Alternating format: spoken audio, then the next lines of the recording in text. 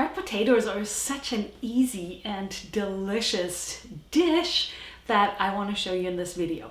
So if you read the title, German fried potatoes, or Bratkartoffeln, how we call them in German, are really simple to make.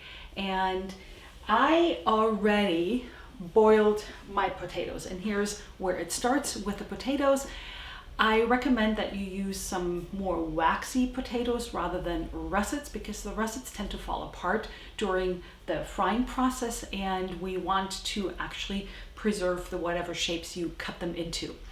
I went ahead and boiled my potatoes this afternoon. Ideally, you boil them the day before, and actually, if you make a dish with boiled potatoes and you have some leftover potatoes, this is a fantastic way to reuse the boiled potatoes. You check them for deadness, you drain them out of your pot, and then I went ahead and with my favorite little potato pick, I peeled them and let them cool down. Again, ideally you want to let them cool down until they're completely cool, because that makes them a little bit firmer. When they're still hot, they tend to be a little softer. Now I'm gonna just cut them up in slices. You want to make the slices somewhat evenly thin so that they cook fairly evenly. And I like to cut them in these slices because then you get them in this, what we call almost like a little gold coin shape. You can also cut them into pieces or whatever you like, depending on also how much time you have and how much of a rush you're in and how much you want to just get dinner on the table. Do that really quick. In the meantime, I have my cast iron pan heating over there. I love using cast iron for frying potatoes because it gives me really even heat. And my cast iron skillets are very non-stick, but I'm also going to show you how you can make sure that the potatoes won't stick to the bottom of your skillet. If you don't have cast iron, you can use your stainless steel skillet. I tend to not like anything that is supposed to be non-stick, and there's some newer cookware out there that claims that it's non-toxic and non-stick, and I don't know. I like my cast iron. It's very honest. It's time tested. My cast iron skillet is pretty hot already, and I want it that way. I want it actually fairly thoroughly heated, and now I'm gonna add my fat. I love using tallow. I render my own tallow, and I'll be linking a video up here in which you can see how easy it is to make your own tallow from beef suet. You can also use lard. Lard would be fantastic. I don't recommend butter because we're frying at a fairly high temperature and butter's gonna brown and scorch. You can use something like a heat resistant, high heat proof oil such as avocado oil, or if you have something else, canola oil. I also don't really recommend olive oil because olive oil has too much of its own flavor, and it's also not very high heat resistant. I already cut a piece of tallow.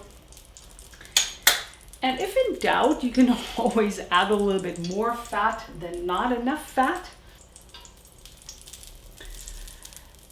So if you are using raw potatoes, you can totally make this dish, and then you need to just cut the potatoes in slices, and then you have to actually watch a little bit more how high the fat, the heat is, and it's a little bit more finicky making it. I'll turn on the heat just a little bit.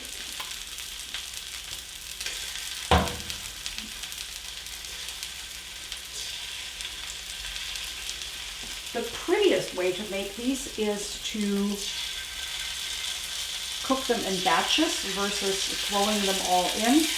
My mom, when she made them from leftover potatoes, just because, oh, what are we going to do with the potatoes? Let's make Bratkartoffeln. She would just throw them all in at the same time, which you can also do. Then they just won't be as pretty, and they might fall apart a little bit more.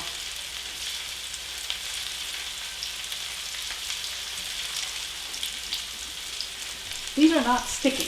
However, if yours stick, I recommend you just wait until they're not sticking anymore. But the secret with cast iron is starting with a well-seasoned skillet, and then you heat it up before you add the oil. You add the oil, let the oil get really hot, and then you add whatever you're frying. See how we're doing over here. So they're already cooking quite a bit up here. Getting nice and crisp around the edges.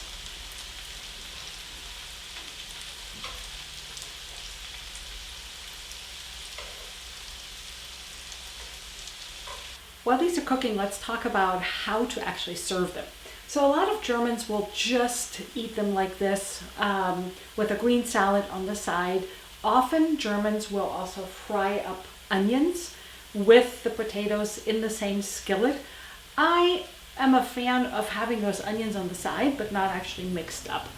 And then fried potatoes are the perfect side dish for any of your heavier, bolder German meats, such as Schnitzel or anything like a bolder type flavor fish or sausages. So there's a lot of really good side dishes.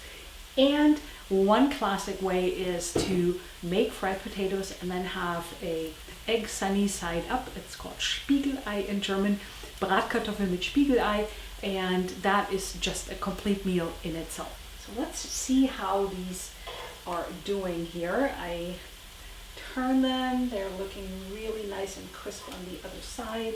We'll give it just a little bit more heat.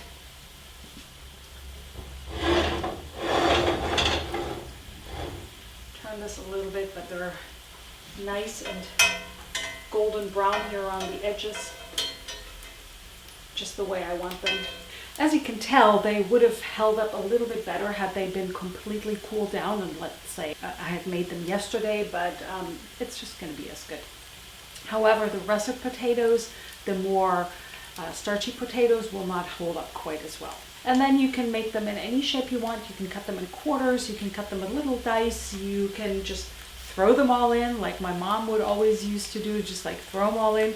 They're going to get a little bit more cut up, but they're just going to be as good as these guys are. We'll give them a little bit more before we plate them up.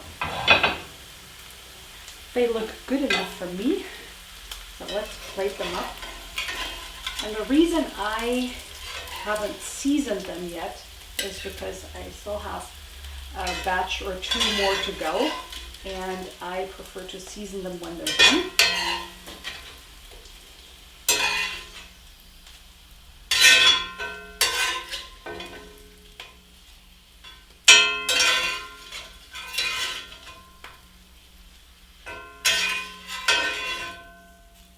I'm going to do something here on camera.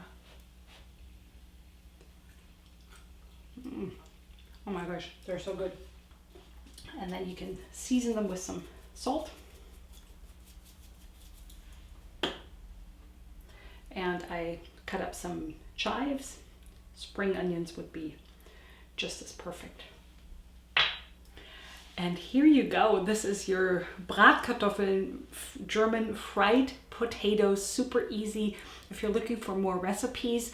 And especially my Schnitzel recipe is in my German recipes playlist right over here. Thank you so much for joining me in my kitchen, and I look forward to seeing you in the next video.